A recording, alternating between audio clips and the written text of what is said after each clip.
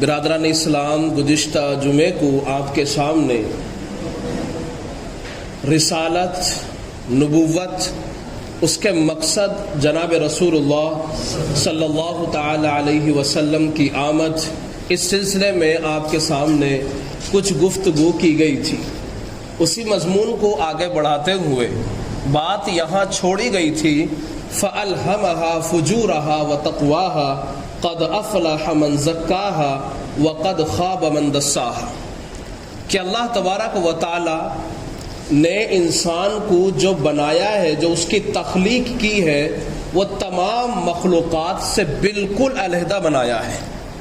اس کی آپ کے سامنے واضح تفسیر میں نے آپ کے سامنے رکھنے کی کوشش کی تھی،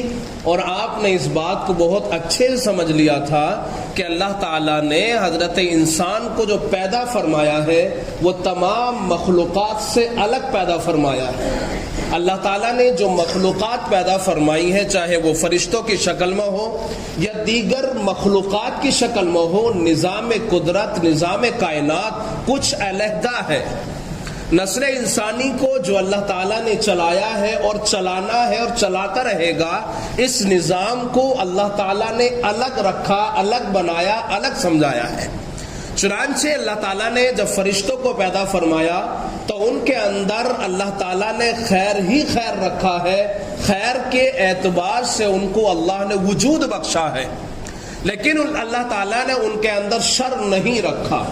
دیگر مخلوقات کو جو اللہ نے پیدا فرمایا، اللہ تعالیٰ نے ایک نظام قدرت کے تحت پیدا فرمایا، جس مقصد کے لیے پیدا فرمایا، جتنا سمجھایا اسی کے اوپر عمل پیرا ہے، قیامت کی صبح تک اسی کے اوپر عمل پیرا رہیں گے، اور اس سے آگے ذرہ برابر بھی نہ آگے بڑھ سکتے ہیں نہ پیچھے ہٹ سکتے ہیں، چونکہ نظام قدرت ہی ایسا ہے۔ لیکن اللہ تعالیٰ نے جو انسان کو پیدا فرمایا، حضرت انسان کو اللہ تعالیٰ نے جو زمین کی خلافت اور اس کی باغ ڈور، اس کی حکومت کی چابی جو اس کے ہاتھ میں تھمائی ہے، وہ یوں ہی نہیں تھما دی، بلکہ خداوند قدوس نے انسان کو یہ اختیار دیا ہے، فَمَنْ شَاءَ فَلْيُؤْمِنْ وَمَنْ شَاءَ فَلْيَكْفُرْ، سو تم میں سے جو چاہے ہدایت قبول کر لے، ایمان لے آئے، جو چاہے گمراہ ہو جائے۔ راہ تمہیں سجھا دی گئی ہے، راہ تمہیں دکھا دی گئی ہے، سیدھی راہ کے اوپر بھی راستے تمہارے لیے مہیا کر دیے گئے ہیں، اور گمراہی کے راستے بھی تمہیں دکھا دیے گئے ہیں۔ اب یہ اللہ تعالیٰ نے آپ کے اوپر چھوڑ دیا ہے کہ آپ کون سے راستے کے اوپر عمل پیرا ہے اور آپ کون سے راستے کے اوپر چلتے ہیں۔ انہی دونوں راستوں کو بتانے کے لیے اللہ تبارک و تعالی نے مختلف وقتوں، علاقوں، قصبوں، دیہاتوں کے اندر اور ہر زمانے کے اندر اللہ تبارک و تعالی نے اپنے فرشتادے بھیجے اور اپنے پیغمبر بھیجے، اپنے رسولوں کو مبعوث فرمایا، اور اللہ تعالیٰ نے ایسے میسنجر بھیجے آپ کے پاس میں جو خداوند قدوس کا وہ پیغام لے کر کے حاضر ہوتے۔ چنانچہ حضرت آدم علیہ السلام سے یہ چلنے والا سلسلہ آخری پیغمبر جناب رسول اللہ صلی اللہ تعالی علیہ وسلم کے اوپر پہنچتا ہے، اور اس شان و شوکت کے ساتھ میں ختم ہوتا ہے کہ اللہ تبارک و تعالی نے اس پیغام کو آپ صلی اللہ علیہ وسلم کے اوپر مکمل فرما دیا۔ الیوم اکملت لکم دینکم واتممت علیکم نعمتی ورضیت لکم الاسلام دینا۔ اب اس کے علاوہ کوئی نئی شریعت، نئی کتاب، نیا پیغمبر کوئی نہیں آئے گا، کوئی اللہ نیا میسنجر نہیں بھیجے گا، کوئی نیا اوتار نہیں آئے گا، کوئی نیا اللہ تبارک و تعالیٰ کا فرشتادہ نہیں آئے گا کہ آپ کے پاس میں آئے اور وہ بتانے لگ جائے کہ دیکھو میں اللہ تبارک و تعالیٰ کا بھیجا ہوا پیغمبر ہوں۔ اگر ہاں وہ کہتا ہے اس بات کو، آپ سمجھ لیجئے جھوٹا ہے، کذاب ہے۔ چنانچہ نبی علیہ السلام کے اوپر یہ نبوت اور رسالت کا چلتا ہوا سلسلہ ختم ہو جاتا ہے۔ چنانچہ نبی علیہ السلام اور آپ صلی اللہ تعالی علیہ وسلم سے پہلے بھیجے ہوئے پیغمبر یہ اس بات کی شہادت دیتے ہیں کہ نسل انسانی کی ہدایت اور اس کے دین اور ان کی شریعت کو محفوظ کرنے کے لیے اللہ تبارک و تعالیٰ نے لوگوں کو بھیجا ہے، نبوت عطا فرمائی ہے، اور اللہ تعالیٰ نے اپنے فرشتہ دے اسی مقصد کے تحت بھیجے ہیں۔ قرآن مجید سورۃ الرعد کے اندر یہ موجود ہے، وَلِكُلِّ قَوْمٍ هَادٍ، ہر قوم کے اندر اللہ تبارک و تعالیٰ نے کوئی نہ کوئی ہادی بھیجا ہے،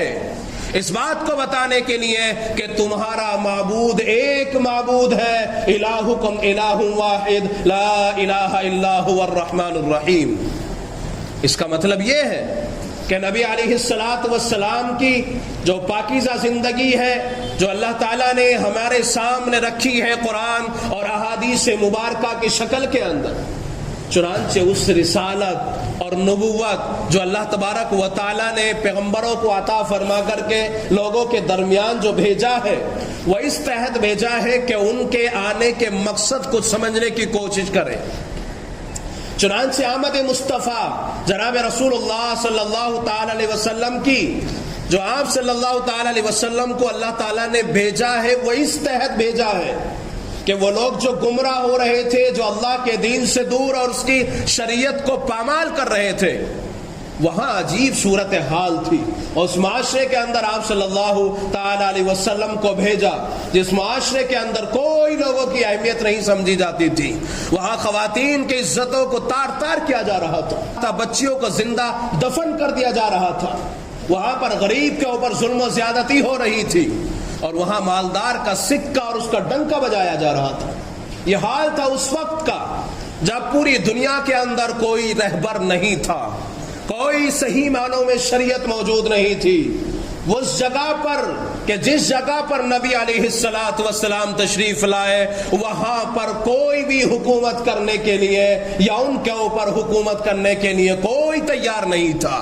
جو کہ وہ سمجھتے تھے یہ جاہل اور ناواقف لوگ ہیں، بے ادب لوگ ہیں، ان کو کوئی نئی بات سے یا نیا کوئی کلچر سے کوئی لینا دینا نہیں ہے، ان کے پاس میں کوئی چیز ایسی نہیں ہے جس کی بنیاد کے اوپر ان کے پاس میں حکومت کی جائے۔ لیکن وہ آخری نبی جناب رسول اللہ صلی اللہ تعالی علیہ وسلم کو اللہ نے بھیجا، اور اس شان کے ساتھ میں بھیجا، اس اللہ تعالیٰ نے کردار کے ساتھ میں بھیجا کہ پوری کائنات کو منور کر کے آنا ہے۔ قرآن مجید سورۃ الاحزاب پارہ نمبر 22 میں اللہ نے اس مضمون کو ان الفاظوں میں بیان فرمایا، یا ایھا النبی انا ارسلناک شاہدا ومبشرا ونذیرا وداعیا الی اللہ باذنہ وسراجا منیرا۔ یہ ہے رسول اللہ صلی اللہ تعالی علیہ وسلم کی شان اور شوکت کہ اللہ تبارک و تعالیٰ نے رہتی دنیا تک کے تمام انسانوں کی بھلائی اور اس کی کامیابی کے لیے مبعوث فرمایا۔ جب تک رسول اللہ صلی اللہ تعالی علیہ وسلم کی رسالت تسلیم نہیں کی جائے گی، نبوت کو تسلیم نہیں کیا جائے گا، اور آپ کی زندگی سے اپنا تعلق نہیں بنایا جائے گا، یاد رکھ لیجئے اس بات کو، صبح قیامت تک آپ کامیاب نہیں ہو سکتے جب تک رسالت اور نبوت کے آپ مقصد کو نہیں سمجھتے۔ جس طرح ہمارا جسم بیمار ہو جاتا ہے، ہمیں جانے کے لیے ڈاکٹر کے پاس میں ضرورت ہے، چونکہ ہم سمجھتے ہیں معاشرے کے اندر ایک ڈاکٹر کی ہمیں بہت زیادہ ضرورت ہے، چونکہ ہمارا جسم بیمار ہو جائے گا تو علاج کون کرے گا۔ ایک ہاسپٹل کی ضرورت ہے، چونکہ اگر ہمیں ضرورت پڑی دوائی کی یا ایڈمٹ ہونے کی، یا کسی بنیاد پر ہم بیمار ہو گئے یا ہمارے گھر والے بیمار ہو گئے، تو آخر کار ہم اپنے بیمار اور اپنے مریض کو کہاں لے کر کے جائیں گے؟ اسی ہاسپٹل کے اندر بھرتی کریں گے۔ چنانچہ جس طرح مقصد ہے کہ ہماری زندگی کی بقا اور ہمارا جسم صحت یاب کیسے ہوگا، تو ایک ڈاکٹر کی ضرورت ہے، ہاسپٹل کی ضرورت ہے۔ یہ چھوٹی سی زندگی کہ جس کے اندر ہمارے پاس گھر موجود نہیں ہوتا، تو نہ جانے ہم کون کون سے راستے تیار کرتے ہیں اپنے گھر کو تعمیر کرنے کے لیے۔ ہم ایک نکاح کی باری آتی ہے، اس نکاح کے لیے کتنی تیاری کرتے ہیں، چونکہ زندگی میں جب نکاح محسوس کرتے ہیں کہ ہمیں ایک نکاح کی ضرورت ہے، ایک خاتون کی ضرورت ہے، تو نہ جانے ہم کون سے راستوں کو عبور کرتے ہوئے اس حد تک پہنچ جاتے ہیں جس کی ہمیں ضرورت ہے۔ زندگی گزارنے کے لیے جب ہمیں پیسے کی ضرورت پڑتی ہے، مختلف کاروباری لائن سے مختلف تاجروں سے ملاقات کر کے اور مختلف کاروبار کا انعقاد کر دیتے ہیں۔ چنانچہ اپنی زندگی کو خوشگوار بنانے کے لیے جتنے راستوں کی ضرورت ہے وہ تمام راستوں کو تلاش کرنے کی ہر ممکن کوشش کرتے ہیں، یہاں تک کہ یا تو خود کریں یا کسی کا تعاون کر کے ان راستوں تک پہنچنے کی کوشش کرتے ہیں۔ مقصد کیا ہے؟ مقصد یہ ہے کہ دنیاوی زندگی جو مادی زندگی ہے، جو دنیا کی زندگی نظر آ رہی ہے، جو ختم ہونے والی زندگی ہے، جو دنیا کی زندگی نظر آ رہی ہے، جو مقصد سامنے ہے، یہ وہ مقصد ہے جو کبھی پائے تکمیل تک باقی نہیں رہ سکتا۔ آپ کی زندگی ختم، آپ کی زندگی کا سورج نہ جانے کب بجھ جائے، آپ کی زندگی کا چراغ نہ جانے کس چوراہے پہ گل ہو جائے، آپ نہ جانے کہاں جا کر کے آپ کی سانس کی ڈوری ٹوٹ جائے، پہلو میں دھڑکتا ہوا یہ دل نہ جانے کس دن بند ہو جائے۔ آپ گئے تھے سبزی لینے کے لیے، جھولا ہاتھ میں لے کے، پیسے جیب میں ڈال کے سبزی تو نہ لا سکے، لیکن چند لوگ آپ کی لاش کو اپنے ہاتھ کے لے کر کے آ رہے ہیں آپ کے گھروں کے اندر۔ بندہ گیا ہے اپنی زندگی خوشگوار بنانے کے لیے تاکہ وہ کسی کے ساتھ میں نکاح کرے، نکاح کر کے خاتون گھر لے کے آئے، نکاح ہو چکا ہے لیکن گھر بیوی کو نہ لا سکا، راستے میں ایکسیڈنٹ ہو کر کے وفات پا چکا ہے، نکاح بھی ہو چکا ہے، گھر بھی آ چکا ہے، لیکن بیوی کے کمرے تک رسائی نہیں ہو سکی کہ اللہ تبارک و تعالیٰ نے اس کی زندگی کا چراغ گل کر دیا۔ یہ ہے مادی زندگی، اور اس مادی زندگی کے لیے، اس تھوڑی سی زندگی کو خوشگوار بنانے کے لیے نہ جانے ہم کون کون سے راستوں کو عبور کر دیتے ہیں، نہ ہم کسی اپنے ایمان والے بھائی کی عزت کا بالکل ذرہ برابر خیال رکھتے ہیں، نہ ہم اپنے باپ کی شان کا کوئی احترام رکھتے ہیں، بلکہ ہر وہ راہ عبور کر دیتے ہیں جہاں ہماری خواہشیں مکمل ہونے والی ہوں۔ یہ دنیا کی زندگی ہے جس کے لیے بہت کچھ کر رہے ہیں، لیکن وہ رسول صلی اللہ تعالی علیہ وسلم جس مقصد کے لیے اللہ تعالیٰ نے بھیجا ہے اور جو رسالت اللہ تعالیٰ نے آپ کو نبوت عطا فرمائی ہے، جب تک اس رسالت کے مقصد کو اپنی زندگی میں محسوس نہیں کریں گے، یاد رکھ لیجئے کبھی بھی آپ کی کامیابی آپ کا قدم نہیں چوم سکتی، کبھی بھی آپ اس دنیا کی زندگی کے اندر کامیاب نہیں ہو سکتے۔ چنانچہ رسول اللہ صلی اللہ تعالی علیہ وسلم کی جو زندگی ہے، آپ کے مقصد جو اللہ تبارک و تعالیٰ نے قرآن مجید میں بیان فرما دیا ہے، جو رسالت اللہ تعالیٰ نے آپ کو نبوت عطا فرمائی ہے، جب تک آپ اپنی زندگی کے ہر شعبے، ہر رات اور دن، شب و روز، لیل و نہار، جب تک آپ اس زندگی کو اپنی زندگی میں محسوس نہیں کریں گے، اس وقت تک آپ ہرگز کامیاب نہیں ہو سکتے۔ جس طرح ہمیں تھوڑی سی زندگی گزارنے کے لیے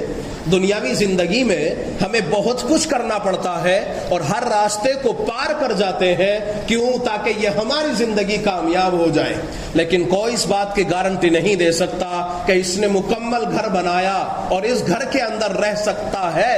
نہیں، ایسا نہیں ہو سکتا۔ ابھی گھر صرف تعمیر کیا، بن چکا ہے، ابھی اس گھر میں منتقل نہیں ہوا کہ پتا چلا پرانے گھر میں انتقال ہو چکا ہے۔ ابھی جس زندگی کو گزارنے کے لیے بہت کچھ اس کو کرنا تھا، فیکٹری بنا دی اس نے، لیکن فیکٹری سے فائدہ نہ اٹھا سکا اور اس دنیا سے جا چکا ہے۔ کیا کوئی اس بات کی گارنٹی دے سکتا ہے کہ وہ اس سے جو اس نے بنایا ہے فائدہ اٹھا سکتا ہے؟ ہرگز ضروری نہیں ہے کہ وہ مکمل اس سے فائدہ اٹھا سکے، بلکہ بعض مقامات پر تو ایسا ہوتا ہے، اور یہ واقعات ہیں، اس سے کوئی انکار نہیں کر سکتا، چاہے وہ ایمان والا ہو یا غیر ایمان والا ہو، اس بات کے اوپر یقین رکھتا ہے نہ جانے میری زندگی کا چراغ کب گل ہو جائے نہیں معلوم۔ تو یہ چھوٹی سی زندگی،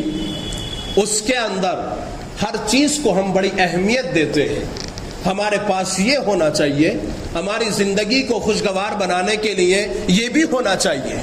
ہمارے تعلقات اس طرح بھی ہونے چاہیے، معاشرے کے اندر ہمارا ایک مقام بھی ہونا چاہیے۔ یہ سب کیوں کر رہے ہیں؟ اس چھوٹی سی زندگی کو اچھا بنانے کے لیے۔ اور اسی زندگی کے اندر جب تک آپ رسالت کی اہمیت کو نہیں سمجھتے، جب تک اللہ تبارک و تعالیٰ نے جو آخری پیغمبر بھیجے ہیں ان کی لائی ہوئی شریعت اور قانون کو اپنی زندگی میں نہیں لے کر آتے تو یاد رکھیں آپ ہرگز کامیاب نہیں ہو سکتے۔ اس دنیا کی زندگی کے اندر اللہ تبارک و تعالیٰ نے دو راہ دکھائی ہیں، ایک تو سیدھی راہ ہے اور ایک وہ راہ ہے جو شیاطین والی ہے۔ قرآن مجید نے ان باتوں کا بھی نقشہ کھینچا ہے، اور جب آدم علیہ السلام کو اللہ تعالیٰ نے حکم دیا کہ تم سجدہ کرو آدم کو، وَإِذْ قُلْنَا لِلْمَلَائِكَةِ اسْجُدُوا لِآدَمَ فَسَجَدُوا إِلَّا إِبْلِيسَ، اللہ نے فرمایا کہ سجدہ کرو آدم کو۔ تمام فرشتوں نے رب العالمین کے حکم کی فرما برداری کی، اطاعت کی، لیکن شیطان نے، ابلیس نے اللہ کے حکم کی نافرمانی کی۔ فرمایا خداوند قدوس نے قال فاخرج منها فإنك رجيم وإن عليك اللعنة إلى يوم الدين، اللہ تبارک و تعالی نے ذلت کا، لعنت کا توق اس کے گردن میں ڈال دیا اور اس کو اللہ تبارک و تعالی نے اپنی رحمت سے دور کر دیا۔ لیکن اس نے یہ وعدہ فرمایا کہ اے اللہ تو مجھے اتنی طاقت اور قوت عطا فرما دے کہ میں تیرے ان بندوں کو تیری راہ سے بھٹکا سکوں۔ اللہ تبارک و تعالیٰ سے یہ عہد لیا اس نے، اللہ تعالیٰ نے اس کو اجازت دے دی، لیکن اللہ تعالیٰ نے فرمایا جو میرے بندے ہیں وہ تیری راہ پر نہیں چل سکتے، ہاں جو تیری راہ کے اوپر چلیں گے میں ان کا بھی حشر وہی کروں گا جو تیرا کرنے والا۔ تو جو شیاطین کے دوست بنے اس کے نقش قدم پہ چلے، چنانچہ اسی بنیاد پر اللہ تعالیٰ نے ان کو گمراہ قرار دے دیا۔ قرآن مجید میں اس مضمون کو بھی اللہ نے بیان کیا ہے کہ جب شیاطین اور وہ انسان جو خداوند قدوس سے دور ہو چکے ہیں، شیطان کی گود میں جا کے بیٹھ چکے ہیں، جب ان کو تمام کو اللہ تبارک و تعالی جہنم میں داخل فرما دے گا، آپس میں مکالمہ چلے گا۔ وقال الشیطان لما قضی الامر ان اللہ وعدکم وعد الحق، تو یہ پورا مکالمہ ہونے کے بعد میں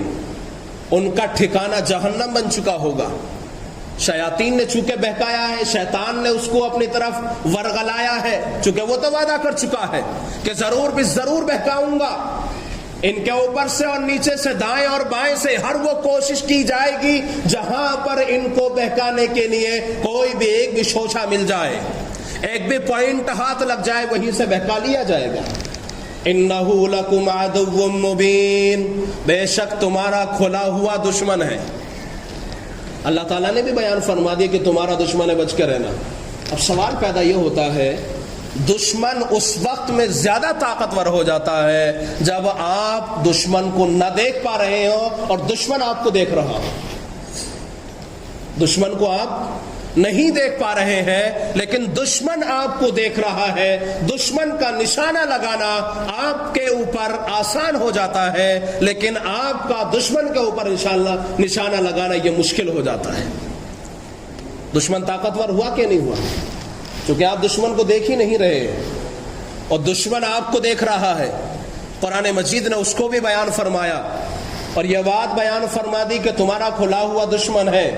تم کبھی بھی اس کی اتباع مت کرنا۔ فَأَلْهَمَهَا فُجُورَهَا وَتَقْوَاهَا، دونوں میسج آ رہے ہیں کیونکہ ٹاپک پچھلا والا ہی چل رہا ہے، تو دونوں باتیں ذہن میں آ رہی ہیں اور اللہ تعالیٰ کی طرف سے میسج آ رہے ہیں دونوں طرح کے۔ یہاں خیر بھی وجود میں آ رہا ہے، خیر کے بھی میسج آ رہے ہیں، اور یہاں پر فجور اور یہاں پر فسق، یہاں گناہ گاری اور خواہشات کوئی تکمیل کے لیے بھی میسج آ رہے ہیں، لیکن حال کچھ الگ ہے۔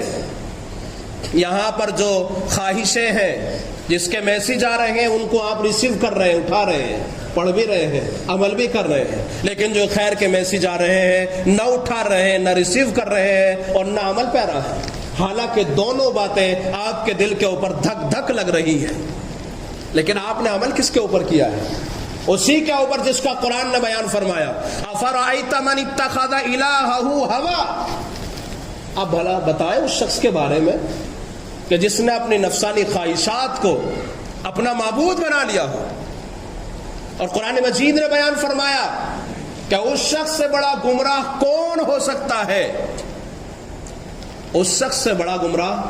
کون ہو سکتا ہے کہ جس نے اللہ کے لائی ہوئی دی ہوئی شریعت کے مقابلے میں، اللہ کے دی ہوئی شریعت کے مقابلے میں اپنی خواہش کو اور اپنی خواہشات کو پورا کرنے کے لیے اس کے مقابلے میں لگا دیا ہو، یعنی اپنی خواہشات کو شریعت کے اوپر غالب کر دیا ہو۔ چنانچہ جب گزشتہ قوموں نے اپنی شریعتوں کے اوپر اپنی خواہشات کو غالب کر دیا، یہی لوگ گمراہ ہو گئے۔ گمراہ یوں تھوڑا ہی ہو گئے کہ یوں ہی ہو جائیں گے گمراہ، ایسے نہیں ہوا کرتے گمراہ۔ آدم علیہ السلام کو اللہ تعالیٰ نے مبعوث فرمایا، آپ کو بھیجا، لیکن آگے چلنے کے بعد میں چونکہ دشمنی پکی تھی، بہکایا، گمراہ ہو گئے۔ سلسلہ چلتا ہوا نوح علیہ السلام تک پہنچا، وہاں پر لوگ گمراہ ہوئے۔ 950 سال کی تبلیغ کے نتیجے کے اندر 80 82 83 لوگوں نے ایمان قبول کیا۔ باقی کا تذکرہ قرآن مجید سورہ نوح میں پارہ نمبر 29 کے اندر رکوع نمبر 2 میں سورہ نوح کے دوسرے رکوع میں اس کا تذکرہ کیا ہے کہ نوح علیہ السلام نے دعا فرمائی کہ کوئی باقی نہ رہے سوائے ایمان والوں کے۔ اللہ نے سب کو ختم کر دیا، ایمان والے باقی رکھے۔ سوال یہ ہے کہ پھر یہ کہاں سے آ گئے؟ قرآن نے اسی مضمون کو پھر پیچھے ہٹ کے بیان کیا ہے۔ سورہ نوح کے رکوع نمبر 2 کے بالکل آغاز سے شروع کی 2 آیتیں پڑھیں آپ، اور آپ کو معلوم ہوگا کہ کس طرح ہوا۔ وہ جو ان کی شریعتوں کے اندر بزرگ تھے، ان کو قبروں پہ جانا ان کے لیے مشکل ہو گیا تھا کہ کہاں روزانہ اور تیسرے دن اور 8ویں دن قبروں پہ جاتے رہیں گے، چونکہ ان کے درمیان میں بڑے لوگ تھے، بزرگ تھے، اللہ والے تھے۔ لیکن دھیرے دھیرے شیاطین نے خیال ڈالا وہاں جانے کی ضرورت کیا، یہیں پہ ایک مورتی بنا لی جائے، ایک تصویر بنا لی جائے۔ چنانچہ بنائی، اور دھیرے دھیرے دھیرے اگلی نسل، اس سے اگلی نسل، اور پھر اس کے اندر ملوث ہو گئے۔ یہ ہے ابتدا جب سے ہوئی ہے۔ چنانچہ اللہ تعالیٰ نے پھر پیغمبروں کو جاری رکھا، اور یہ سلسلہ چلتا رہا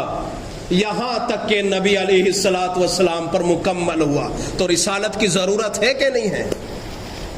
اگر رسالت آپ کی زندگی میں نہیں ہے، نبوت جو اللہ نے آپ کو عطا فرمائی ہے، نبی علیہ السلام کو جو نبوت دی ہے،